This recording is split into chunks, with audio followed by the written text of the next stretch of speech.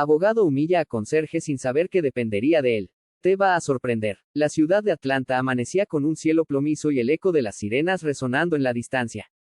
En medio del bullicio judicial del Tribunal de Justicia del Condado, un joven abogado llamado Maxwell Crane, vestido con un impecable traje Armani, bajaba apresurado de su Tesla negro, ajustándose la corbata y luciendo unas gafas de diseñador que usaba más por vanidad que por necesidad. Maxwell tenía 32 años, era arrogante, brillante y despiadado en la sala del tribunal. Se había graduado con honores de Yale y había construido su carrera a base de aplastar a quienes consideraba inferiores. Para él, el éxito era sinónimo de poder, y nadie tenía más poder que un abogado con influencia. Ese día, sin embargo, algo nuevo captó su atención: un viejo conserje, de barba canosa, manos ásperas, uniforme gris con manchas de lejía, barriendo las escaleras del juzgado a las 6 de la mañana. El anciano lo saludó con una sonrisa amable, pero Maxwell ni lo miró. Solo le lanzó un comentario seco. «Podrías limpiar más rápido, viejo. Estas escaleras parecen de estación de tren, no de un tribunal». El conserje simplemente asintió con respeto. «Claro, señor abogado. Disculpe las molestias». Nadie supo su nombre. Solo lo conocían como Don Leo, el conserje nuevo. Llegaba puntual, era silencioso y educado. Pero no hablaba mucho, y eso, para alguien como Maxwell, era señal de que no importaba. Maxwell se enfrentaba a su caso más mediático hasta la fecha: defender a una poderosa cadena inmobiliaria acusada de fraude masivo contra cientos de ancianos. El caso atraía cámaras, prensa, y sobre todo, poderosos intereses. Maxwell no tenía escrúpulos, y eso lo hacía perfecto para el trabajo. Cada día pasaba por Don Leo sin saludarlo. Algunas veces le lanzaba billetes de $1 para que le limpiara el café derramado en su oficina, otras veces lo mandaba a comprarle almuerzos como si fuera su sirviente personal. Pero hubo una mañana particular en la que Don Leo le dijo algo que lo desconcertó. «No todo lo que parece brillante es oro, joven. Y no todos los que barren el suelo han estado siempre abajo». Maxwell frunció el ceño, sin entender la profundidad de la frase. «¿Qué dijo, viejo?» «Nada, abogado. Solo cosas de ancianos». Lo que nadie sabía, es que Don Leo, en realidad, era Leonardo Hargrove, un multimillonario retirado que había fundado una de las mayores firmas tecnológicas del país. Se había retirado joven, luego de vender su compañía por $2.400 millones. Pero la pérdida de su esposa y su hija en un accidente aéreo lo había destruido. Se alejó de todo, vendió sus mansiones, cerró cuentas, y decidió vivir una vida humilde y silenciosa. No necesitaba dinero. Solo buscaba algo que diera sentido a sus días.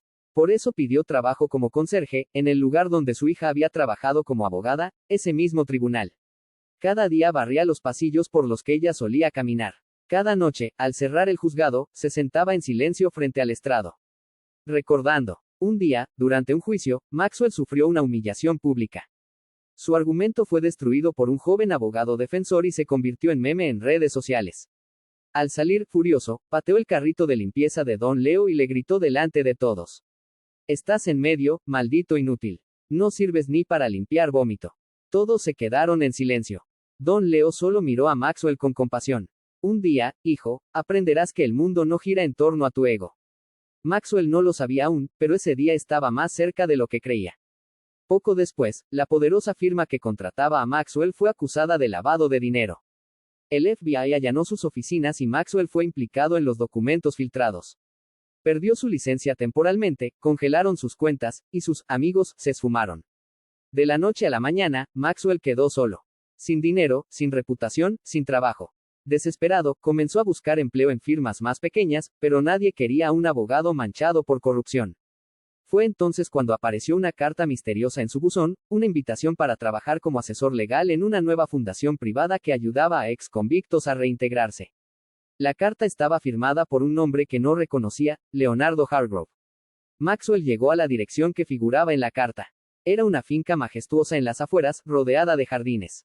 Al entrar, se encontró cara a cara con Don Leo, pero esta vez vestido con un traje fino y rodeado de asistentes. «Bienvenido, Maxwell», dijo Leonardo, con voz firme. «Espero que no te moleste trabajar para un viejo conserje». El joven abogado se quedó sin palabras. No podía creerlo. Ese hombre al que había humillado era un magnate. «¿Por qué? ¿Por qué me ayudó?», preguntó Maxwell, sin entender. Leonardo lo miró a los ojos. «Porque yo también fui como tú. Arrogante. Ciego por el éxito. Y alguien me enseñó que todos merecen una segunda oportunidad. Incluso los que no la piden». La historia cambió para ambos. Maxwell aceptó el trabajo, con vergüenza al principio, pero poco a poco comenzó a cambiar. Trabajar en la fundación lo transformó. Vio el rostro humano de la justicia. Aprendió a escuchar, a tener empatía.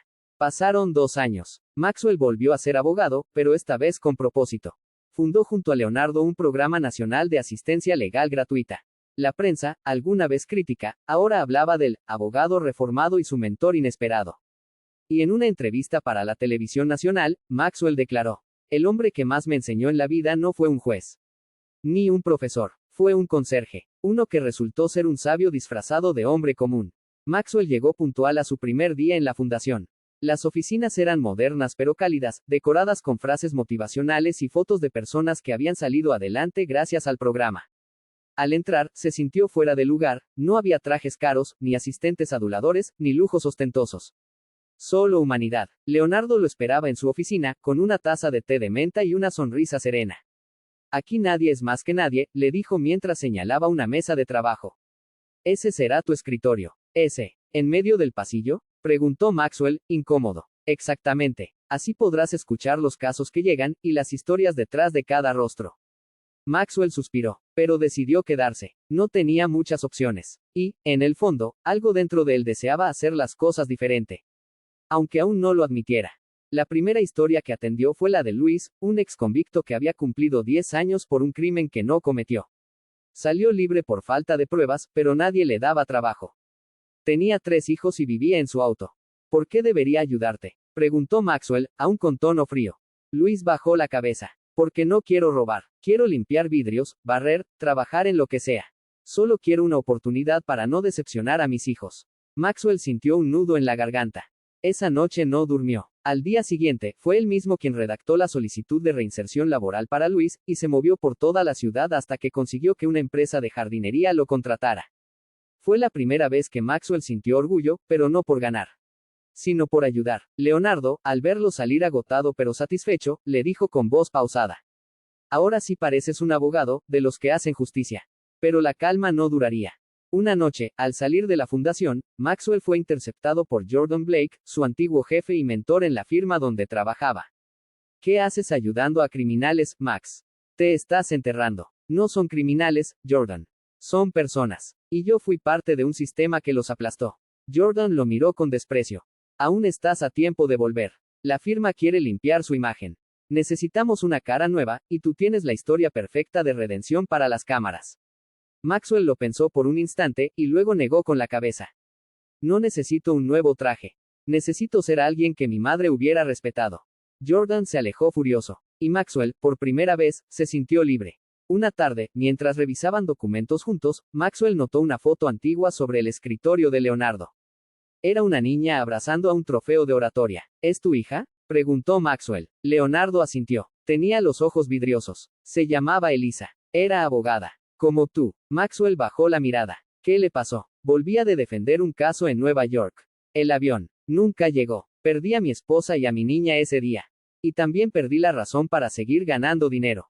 Fue ahí cuando Maxwell entendió por qué Leonardo barría los pasillos del juzgado. Porque su hija había caminado por ellos. "No me habías contado eso", dijo Maxwell con respeto. "Porque uno no anda por ahí mostrando sus cicatrices. Pero eso no significa que no estén". Ese momento cambió la relación entre ellos. Dejaron de ser mentor y alumno, y comenzaron a ser amigos. Pero no todos estaban felices con la transformación de Maxwell. Uno de los antiguos rivales del tribunal, el fiscal Brett Simmons, empezó una campaña para desprestigiar la fundación.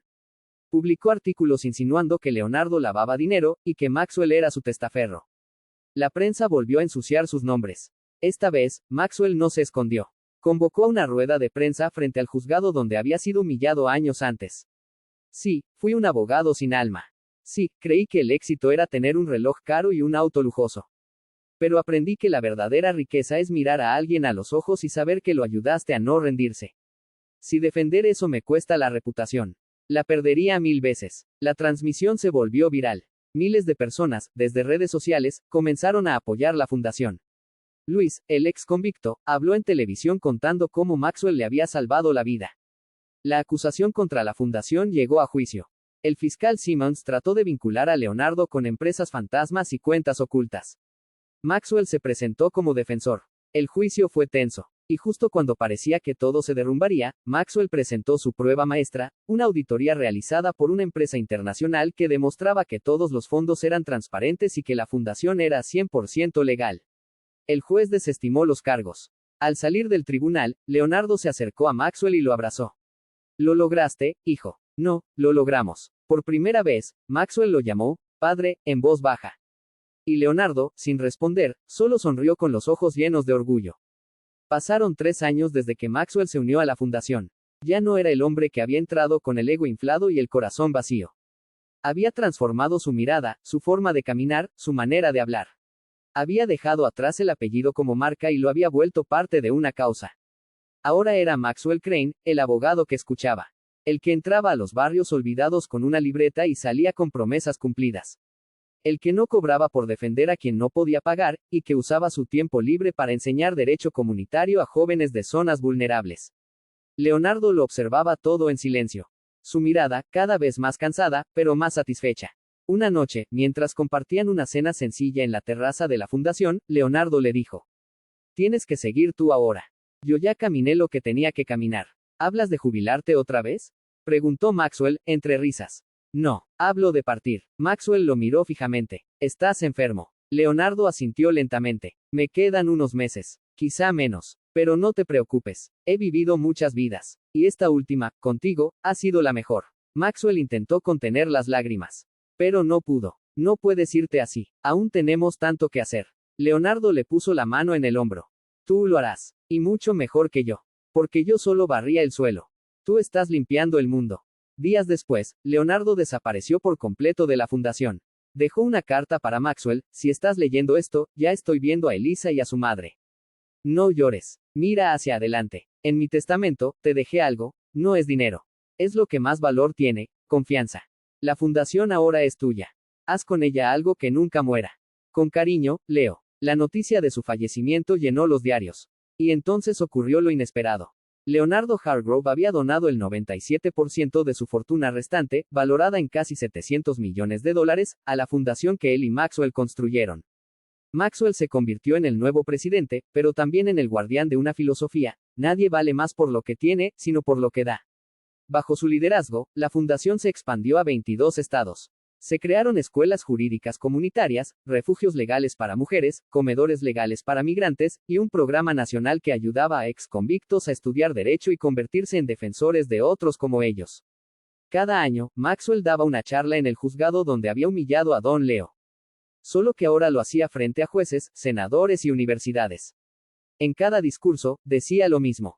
Todo esto comenzó con un hombre que llevaba un trapeador en la mano, y un universo en el corazón.